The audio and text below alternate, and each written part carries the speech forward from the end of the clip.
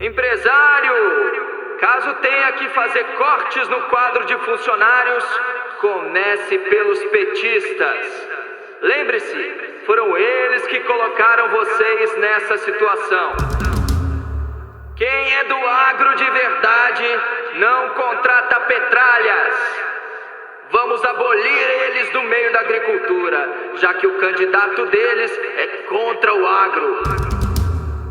Atenção, petistas! Coloquem esse adesivo na porta do seu negócio. Mostre que você tem orgulho de quem elegeu. Essas frases foram postadas na rede social de um fazendeiro que você já conhece. Ele responde pelo apelido de Branco e o nome é Arnaldo Zunizakai, um sojicultor indígena da etnia Halit Pareci, que vive e planta no oeste de Mato Grosso. Como a gente falou no primeiro episódio da série, pessoalmente o Arnaldo transmite uma imagem bem diferente. Vivendo de cesta básica, de cartão. É uma pessoa de uma fala mansa e articulada, muito gentil, e que nos recebeu durante algumas horas na fazenda Bacaval, que fica dentro da terra indígena Utiariti. Mas esse programa do PT, ele faz a pessoa ser dependente do sistema miserável, porque ele é permanente. A Tatiana Merlino, a repórter que comanda essa investigação, passou semanas trocando mensagens de WhatsApp com o Arnaldo para sentir qual seria o clima para nos receber. Isso foi em agosto de 2022. A gente queria saber se ele daria entrevista e entender também se tinha algum risco de violência por parte de lideranças do agronegócio na região. O Arnaldo sinalizou que nos receberia bem. Vai contratar os empresários. Mas quando a gente chegou, antes de permitir que a conversa fosse gravada, o Arnaldo perguntou: "Vocês pediram autorização da FUNAI?" Por um segundo, a gente teve aquele frio na espinha de ter viajado milhares de quilômetros à toa. Parecia que o Arnaldo não ia querer falar. Mas na real, ele estava querendo mandar um recado. Não, porque depois acontece que nem o Dom e o Bruno, e aí fica parecendo que a culpa é nossa.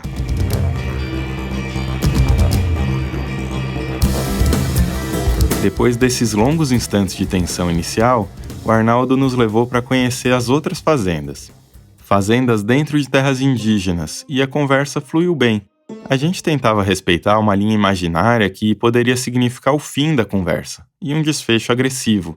Mas ainda assim, a gente sempre testava o limite dessa linha, trazendo para a conversa alguns temas espinhosos. Faltava bem pouco tempo para o primeiro turno das eleições, e tudo indicava que o Lula seria eleito. A gente quis perguntar para o Arnaldo o que aconteceria com os 17 mil hectares de lavoura dos Pareci. Provavelmente nós vamos voltar a ter todas aquelas perseguições em cima das nossas áreas, proibição desse comércio, que nós estamos quase conseguindo comércio desses produtos. Para nós é um retrocesso muito grande, porque eles não sequer discutiam agricultura com a gente.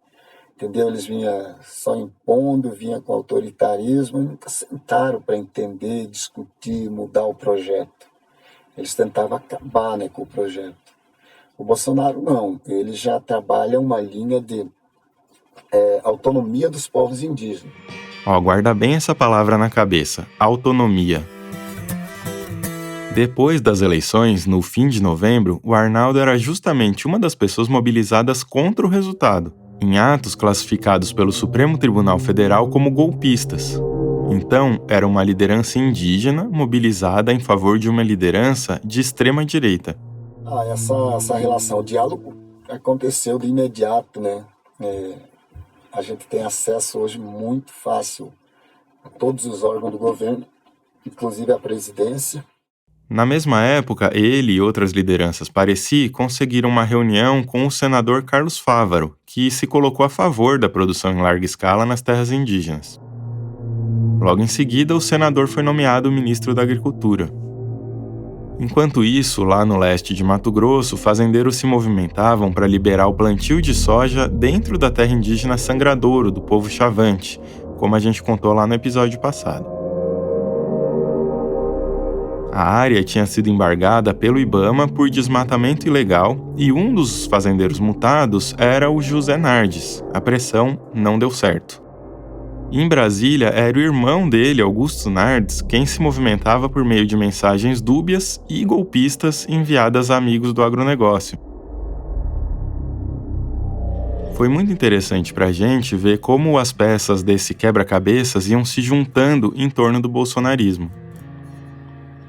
Nós somos hoje uma sociedade conservadora que não aceita as mudanças que estão sendo impostas e que despertou. Isso é muito importante. Uns dias depois, o José Acácio Sererê Chavante foi preso por determinação do ministro Alexandre de Moraes, do STF. Ele tinha declarado que a eleição do Lula foi uma fraude criada pelo Alexandre de Moraes, que deveria ser detido. O Sererê também era um nome conhecido para nós. Foi pastor e candidato a prefeito em 2020 na cidade de Campinápolis. É um entusiasta do plantio em larga escala em uma outra terra chavante chamada Parabuburi. O Sererê defende que os chavantes devem ter parcerias temporárias com os brancos. Depois disso, devem criar os próprios bancos, cassinos e faculdades. Devem ter a própria tecnologia, inclusive para fabricar bomba atômica, e devem tentar tomar o poder.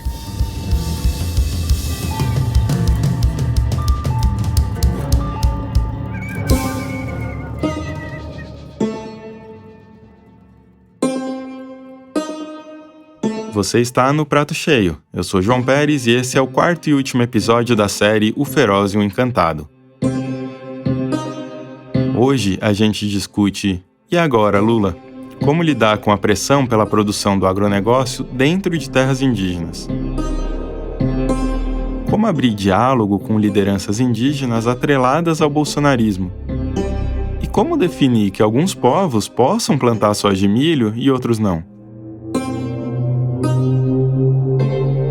A gente precisa voltar lá no começo do governo Bolsonaro. O que eu não te contei até agora é que a situação não andava às mil maravilhas pro lado dos Pareci e dos fazendeiros que bancavam o plantio de soja e milho dentro dessas terras indígenas. O Ministério Público Federal tinha resolvido usar a Constituição, olha só, e dizer que aquela situação não podia continuar. Afinal, a Constituição define que as terras indígenas só podem ser usadas pelos povos indígenas. E é claro que essa era uma das nossas dúvidas na conversa com o Arnaldo. Até que chegou um ponto que nós vimos que não, enquanto nós tivesse alguém trabalhando junto com nós aqui dentro, a gente não ia obter o lucro assim, que a gente esperava, ou que a lavoura já estava produzindo. Mas junto com a possibilidade de tocar sozinhos a lavoura, vieram novas obrigações para os indígenas. Antes, os fazendeiros é que captavam recursos, agora são os Pareci, e como eles não podem alienar terras da União, acabam pegando empréstimo com terceiros. Os terceiros, no caso, são empresas agrícolas, algumas das que antes lucravam com a lavoura. Para resumir, os fazendeiros deixaram de lucrar de um lado e passaram a lucrar de outro. Quem tinha que dar um jeito de pagar o fazendeiro, hoje não, hoje é nós. Entendeu? Então, se frustra uma safra hoje, é a gente que está ali na linha de frente, preocupado, perdendo sono, para achar uma forma de renegociar a dívida, de pagar. Enfim, essa é a diferença. Esse tipo de problema tem acontecido com frequência ou é Não. É raro. Se bem que nesses últimos 3 anos o clima mudou muito aqui, né? Ficou muito instável. Aqui era uma região muito boa, o clima era regular, sabe? Você sabia quando ia chover e você plantava sem chuva sabendo que tal dia ia chover. Isso mudou muito de uns 3 anos para cá. E aí quando acontece assim, de ter uma quebra de safra, como que vocês fazem com a cooperativa que financiou? A princípio eu renegocio as dívidas. Tá. Para passar para a próxima safra. Para passar para a próxima safra. E é só contabilizando prejuízo, né? Mas uma safra que você acerta, consegue recuperar. Mas o baque fica, né? Você deixa de ganhar dinheiro, que é acelerar a estruturação da fazenda, a aquisição de novas máquinas. Você vai ter que abrir mão disso, ter que reduzir a equipe. Em 2019 começou a vigência desse acordo com o Ministério Público. Os fazendeiros deveriam ter saído em 2012, mas foram embora só 7 anos depois. Desde então, na safra de soja, 3 sacas por hectare são divididas entre a população de Pareci, Manoque e Nambiquara. No ano passado, nós distribuímos no total aí mais de quase 9 milhões de reais. Então você pega, vai e pensa, qual o programa de governo que distribuiu aí esse valor? 9 milhões para menos de 3 mil índios, de 3 mil pessoas, né? Então, um valor bem razoável. Foram R$3 mil por pessoa em 2021. Por esse acordo, o Ministério Público, a FUNAI e o IBAMA deveriam monitorar a prestação de contas das cooperativas indígenas. A gente consultou os 3 órgãos e levantou todos os documentos disponíveis. E, na prática, nada está sendo monitorado. Eu vou repetir porque é bem importante. Nada está sendo monitorado. E isso nem mesmo diante da notícia de que as cooperativas indígenas estão com dívidas milionárias. A gente mostrou lá no 2º episódio que a dívida dos Manoque está em 2,5 milhões de reais. E a gente tentou saber a cifra exata de toda a dívida para poder te contar, mas não conseguiu. De toda maneira, dá para a gente fazer algumas continhas aqui. 1 hectare de soja convencional rende em torno de 60 sacas. Os custos estão estimados em 35 a 40 sacas, ou seja, sobrariam pelo menos 20 sacas. Dessas 20, só 3 são repassadas para a população. E tem ainda a 2ª safra do ano, que pode ser de milho, de feijão, de sorgo, e esse valor não é repassado para a população. A gente tentou acesso ao balanço financeiro das cooperativas, mas também não conseguiu.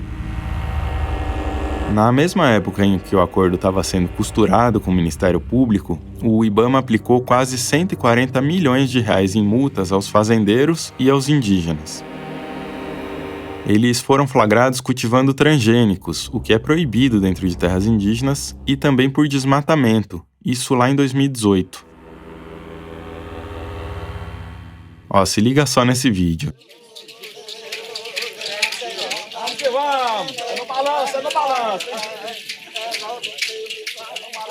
É de fevereiro de 2019, início do governo Bolsonaro.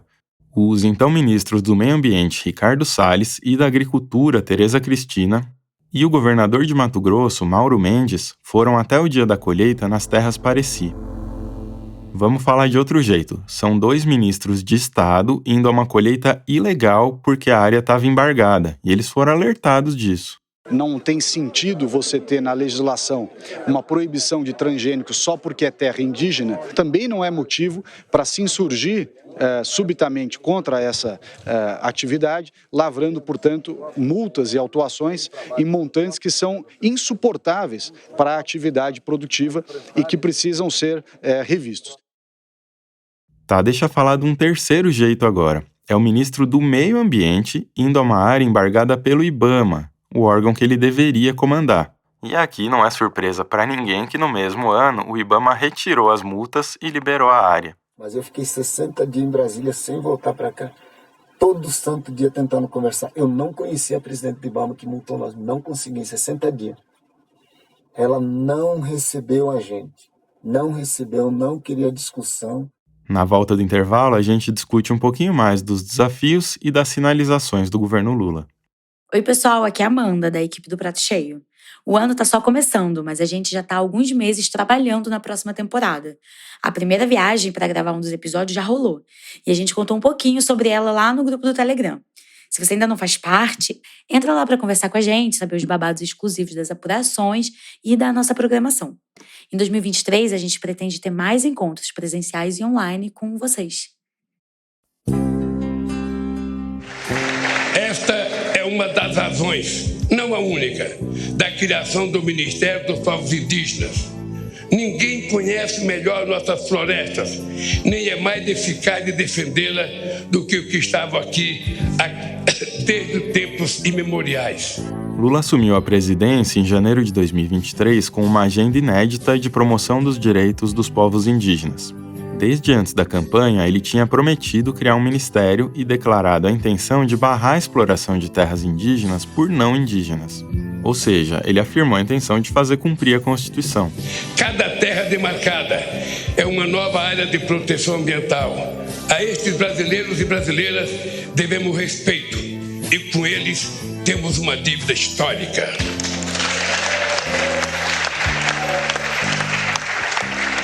Vamos revogar todas as injustiças cometidas contra os povos indígenas.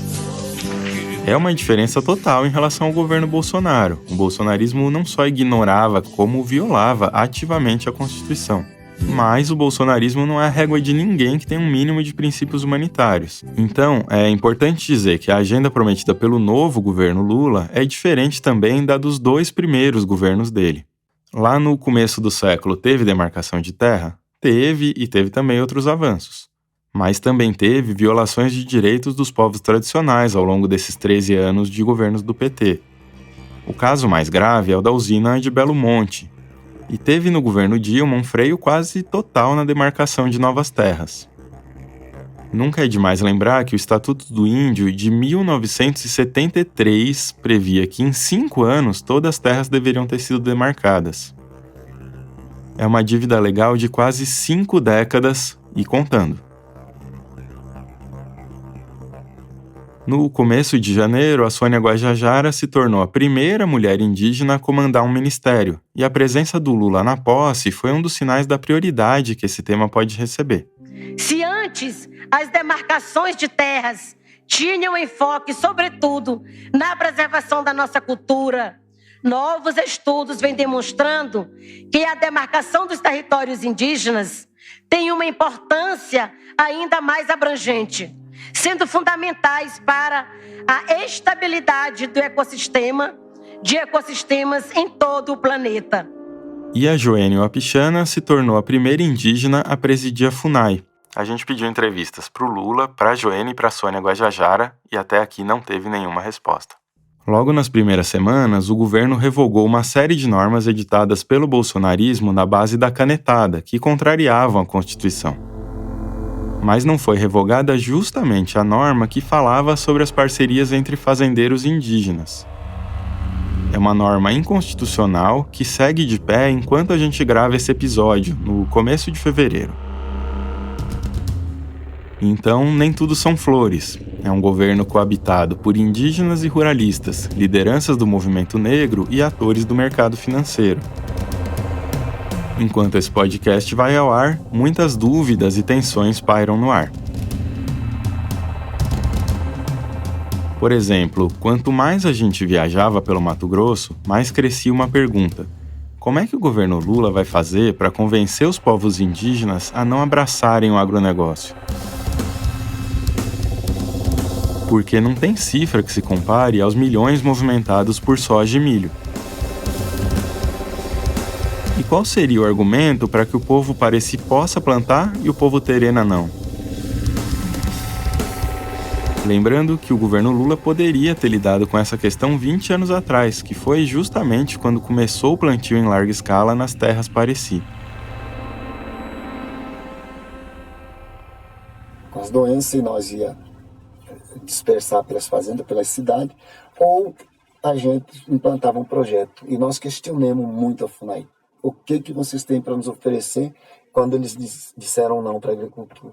E não tinha uma alternativa. Não tinha como. Então eles engoliram, na verdade, mas assim, podando nós muito, limitando nós muito de poder desenvolver e poder crescer. Beleza. Esse é um ponto muito importante. O governo Lula falhou em oferecer uma solução para esse caso. Plantar em parceria com os fazendeiros viola a Constituição, não tem nenhuma dúvida. Mas se proibir esse plantio, tem alguma outra sugestão? Para piorar, a gente já contou aqui no Prato Cheio que o governo Bolsonaro desmontou a única alternativa existente. É a Política Nacional de Gestão Territorial e Ambiental de Terras Indígenas, que foi criada em 2012 e é mais conhecida como PENEGAT. O governo Lula prometeu retomar a PENEGAT, o que é um avanço, mas precisa saber em que condições ela será retomada. É com dinheiro suficiente para fazer projetos reais de gestão do território ou com migalhas? Lá no primeiro episódio, a gente falou sobre uma live do Bolsonaro em que o Arnaldo apareceu, E a gente guardou um trechinho para cá porque nessa live surgiu uma informação muito importante. Agora, pessoal, presta atenção numa coisa aqui. Você vê a Europa tão preocupada, né, com o índio, com o Amazonas, com o desmatamento, né, com focos de incêndio. Presta atenção se há discriminação ou não. A Europa compra o que vocês produzem lá ou não? Não, nós produzimos grande quantidade de soja, de milho, de feijão, porém essa nossa produção ela tem que ser comercializada de maneira clandestina. Nessa hora, o Bolsonaro dá aquela franzida na sobrancelha e o Arnaldo continua. Ele reclama que o vizinho pode cultivar usando transgênicos e ele não. Eu tenho que fazer uma agricultura primitiva, porque eu não posso usar as melhores genéticas que hoje o mercado dispõe. A questão é que as maiores empresas de compra de grãos integram acordos que proíbem comprar de terras indígenas. No fim das contas, é um risco de reputação. Na conversa com a gente, o Arnaldo trouxe uma versão diferente para essa mesma história. Ele falou que a soja não é exportada. Por exemplo, nós mandamos esse produto para fora do Brasil. Não temos como exportar nossa produção. Isso desvaloriza o nosso produto. Um pouco depois, a gente conversou com o Ronaldo Zokezomayaki, que também é uma liderança do agronegócio nas terras Pareci, e ele contou uma história diferente. Por enquanto, nós ainda estamos usando algumas empresas para fazer essa ponte para nós, né? Então, o que nós produzimos aqui, entregamos para essas empresas que nos financiam, e daí elas dão continuidade, né? Manda para fora, para exportação. Agora, quando nós tivéssemos licenciamento, nós mesmo podemos fazer diretamente essa comercialização. Naquela época, as lideranças Pareci, Manoque e Nambiquara tinham uma certa expectativa de que o governo Bolsonaro liberaria geral no licenciamento ambiental dentro de terras indígenas. Em paralelo, eles mesmos tinham apresentado um pedido de licenciamento, e a gente ficou surpreso de saber que eles plantam há 20 anos sem ter um aval definitivo. Bom, lá na sede da cooperativa dos Pareci tinha uma portinha escrita Agricultura Familiar. A gente quis saber se eles apoiavam a produção dos pequenos agricultores. Vocês querem ver um cara que é apaixonado por agricultura familiar, o nome dele é Giovanni. É um rapaz trabalha pra caramba na roça dele. Ele planta arroz manual, planta banana, planta mandioca, planta mamão, batata. É uma lavoura mais linda de se ver quando você está no período. Agora tá... A gente seguiu o conselho do Arnaldo e foi lá conhecer o Giovanni.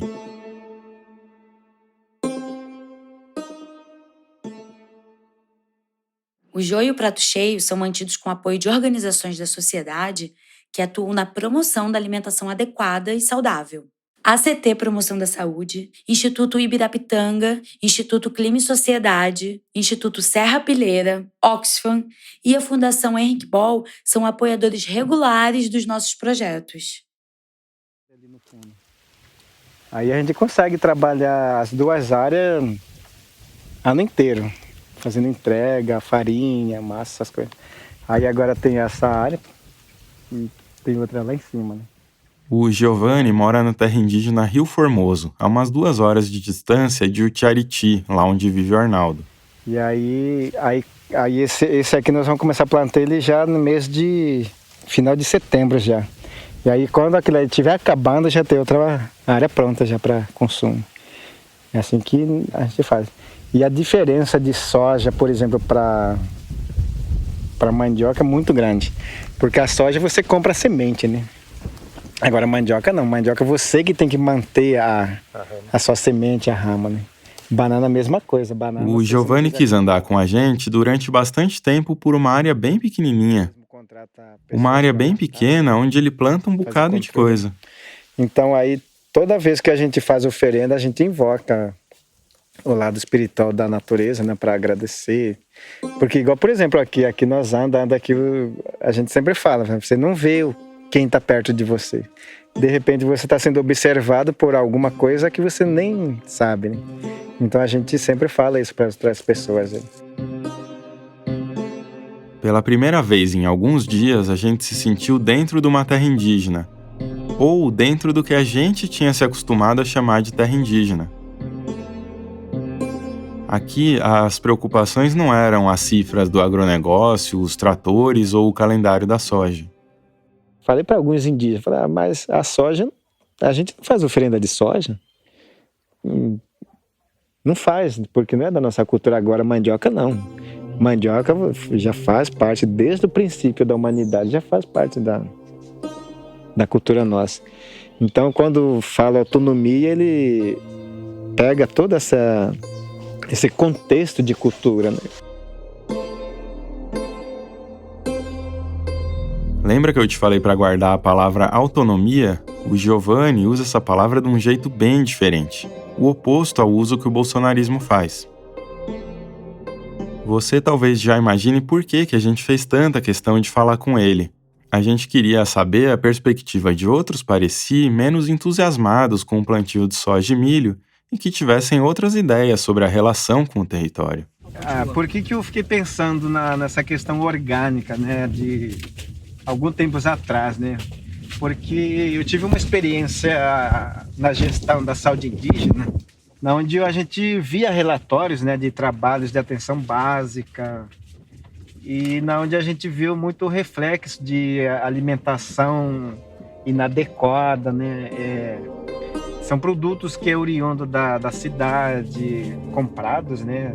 Refrigerante, salgado, digamos assim, produtos industrializados, né?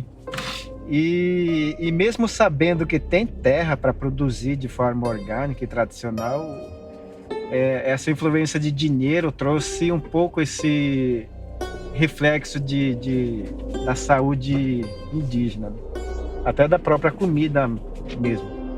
Esse é um retrato bem emblemático de mudanças que aconteceram na dieta de boa parte do planeta nas últimas décadas, com a globalização. Lá no primeiro episódio, o Arnaldo contou de quando trabalhava como agente de saúde indígena. Foi olhando os dados sobre fome e desnutrição que ele teve a ideia de plantar em larga escala. Algum tempo depois, na mesma função e olhando os mesmos dados, o Giovanni notou o avanço das doenças crônicas que se espalharam dos Estados Unidos pelo mundo e que hoje são a maior causa de mortes no Brasil. Foi com base nisso que ele decidiu plantar alimentos e não soja. Alguns dias depois, a gente voltou para uma conversa bem longa com o Giovanni. Então, meu nome é Giovanni Kezokenaice. Giovanni foi um nome que, colocaram como... Não foi nem minha mãe que escolheu, foi uma mulher da fazenda que escolheu, porque eu nasci durante a caminho, né? Então, até hoje não sei porquê, né?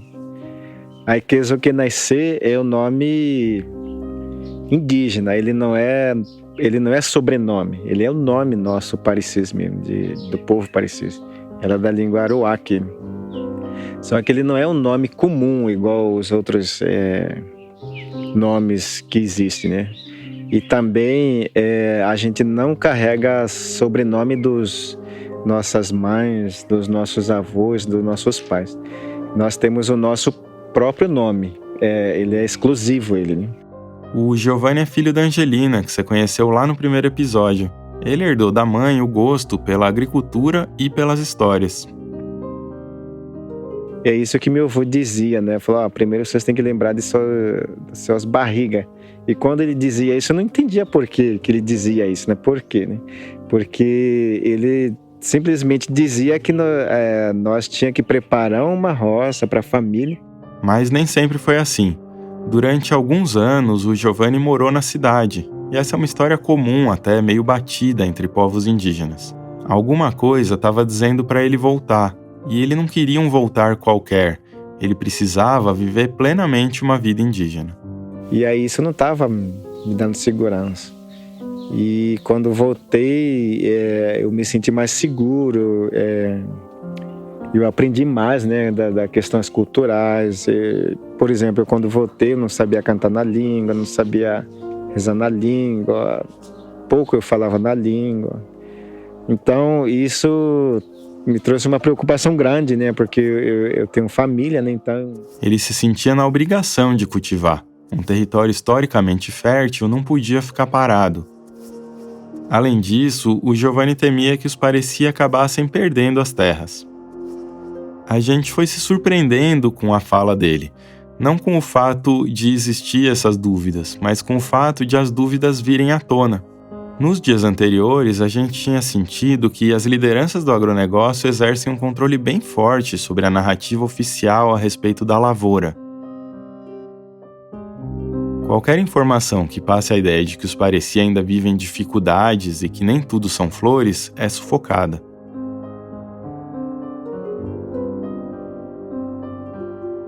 Então isso que eu falo pro pessoal, isso é uma jogada política do governo, isso hoje. Então eu percebi isso já, a jogada do governo, tipo o Bolsonaro, por exemplo, tipo ele deu autonomia para os parecis, né? Eu apoio vocês plantar, pode plantar à vontade, pode plantar. Mas a gente não sabe qual que é a jogada dele lá para frente. Então pode ser que ele tenha uma estratégia diferente que a gente não sabe. O Giovanni não é contra o cultivo em larga escala. Na própria terra Rio Formoso tem 600 hectares de soja e milho, mas ele faz ponderações. Para ele, quando coloca na ponta do lápis, não é tanto dinheiro assim. Pra você ter uma ideia, Tati, esse aqui, ó, depois que eu comecei a colher ela, eu faço entrega toda semana. Então, quer dizer, é uma geração de renda, é uma autonomia familiar. Eu sempre falo para algumas pessoas que vêm visitar a gente, esse aqui para mim como se fosse um banco, uma poupança minha. Então se eu precisar de R$1.000 hoje, por exemplo, eu pego aqui umas 50 caixas de banana, mais um pouco de mandioca, eu vou lá, entrego e pego R$1.000. Então é diferente do que você ir lá pedir o auxílio para o governo. Você mesmo produz, você mesmo cuida e você mesmo vende e você tem aquele prazer de você ter o benefício, né? O objetivo do Giovanni é fornecer para alimentação escolar e para hospitais, afinal, são alimentos orgânicos. Mas ele até aqui esbarra na papelada governamental. E a gente quis saber da cooperativa dos Pareci que ajuda tem dado, afinal de contas tem lá um setor de agricultura familiar, e a gente não teve qualquer resposta. Ele também gostaria que outras pessoas seguissem o exemplo da agricultura familiar, mas claramente não rolou. Este canto começa com um grito. O Giovanni é uma andorinha tentando fazer verão na praia de soja dos Pareci. Tanto é assim que todo mundo indica ele, entre 3.000 Pareci, como o cara da agricultura familiar. Aí você aplica o conhecimento tradicional. Então aí acabei aprendendo com minha avó, né? E aí hoje eu uso várias técnicas que eu aprendi com minha avó, que eu aprendi com meu pai, com minha mãe, com meu avô também. E aí, claro, né, a gente sempre busca melhorar a técnica, não só dentro do tradicionalismo, mas fora também, né, de conhecimento técnico. E esse aqui é um argumento super importante. A visão bolsonarista e até o lugar comum dizem que os povos indígenas não podem ficar parados no tempo. Mas o Giovanni e centenas de povos não estão parados no tempo.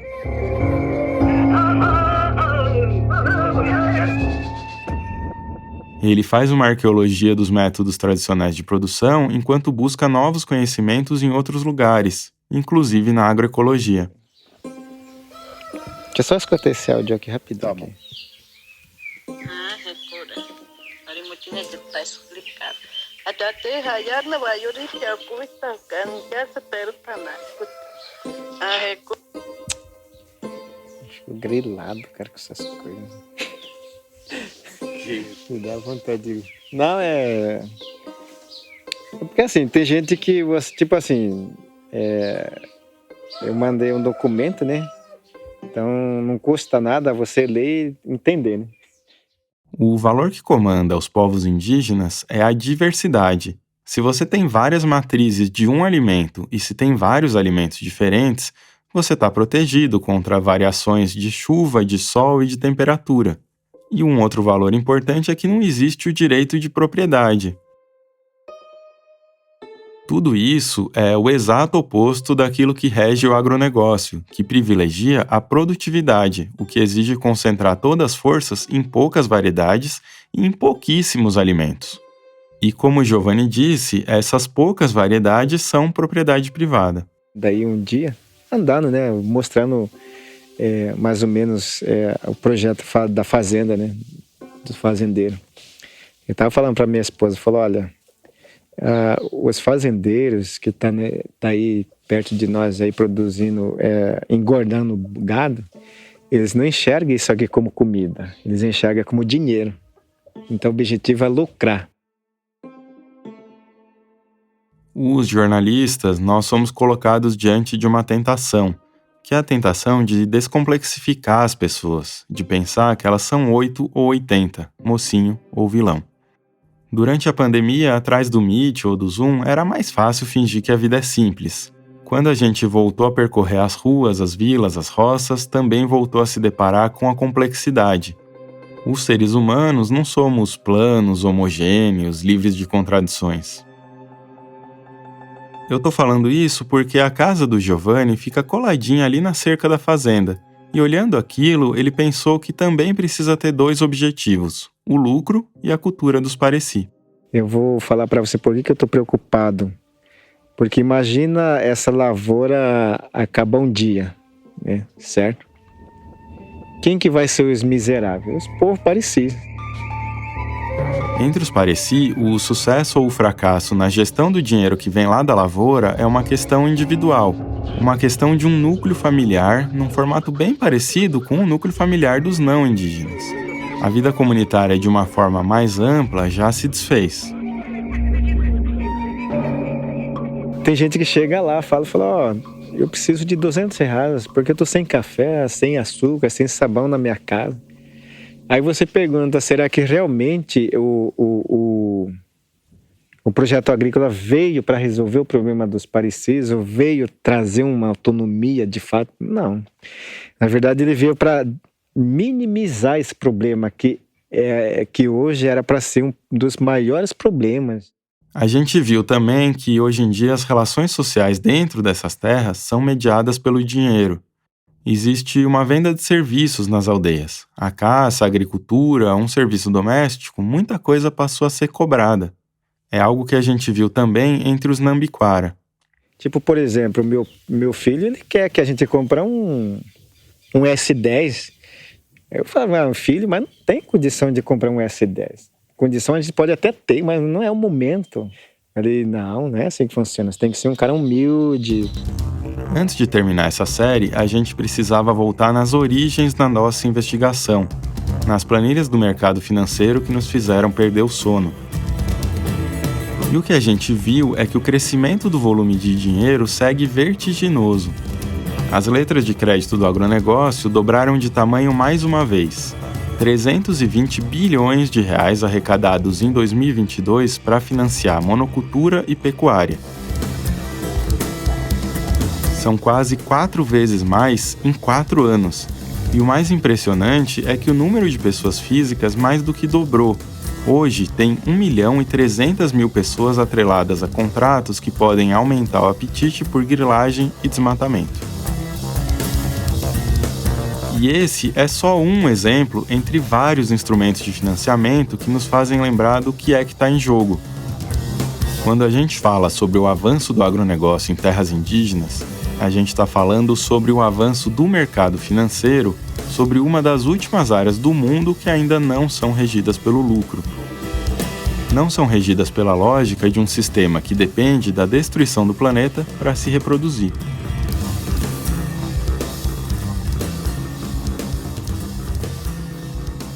Como sempre, a dona Angelina entendeu antes do que todo mundo. Muitas vezes a gente fala, né? Não adianta a gente correr. Porque homem branco tá vendo, vem fazer reunião aqui. Vai passar isso, vocês têm que preparar projeto de linhão, estrada de ferrovia, vai passar bem dentro da área indígena. Esse acho que nós não vamos chegar. Nossos bisnetos vai ver. E eles que vai ter que sofrer com essas coisas. O governo que manda, né? Por causa de transporte do mercadoria do Mato Grosso. Nesse período também, o Mato Grosso se consolidou como epicentro da especulação financeira que tem no Brasil o fiador, um lugar onde a terra ainda está em disputa e as áreas indígenas representam 12% dessa disputa. Um lugar onde o projeto político está dominado pelo mercado.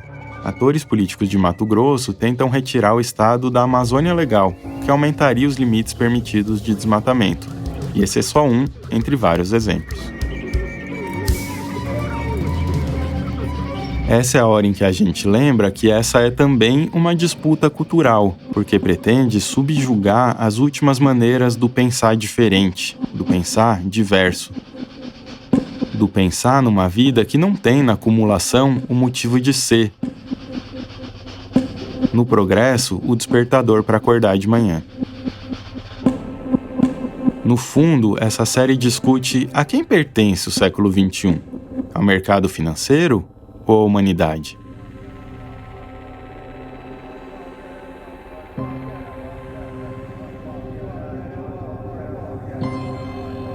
A pesquisa para esse episódio foi feita por Tatiana Merlino, Marcos Hermanson Pomar e por mim, João Pérez. Eu também fiz o roteiro. A produção executiva do Prato Cheio é de Luísa Coelho. A produção é responsabilidade da Natália Wazawa e a assistência é da Amanda Flora. As redes sociais estão a cargo de Alicia Lobato, a edição de som e as trilhas são de Vitor Oliveira, e o design é feito por Denise Matsumoto, Clara Borges e João Ambrósio.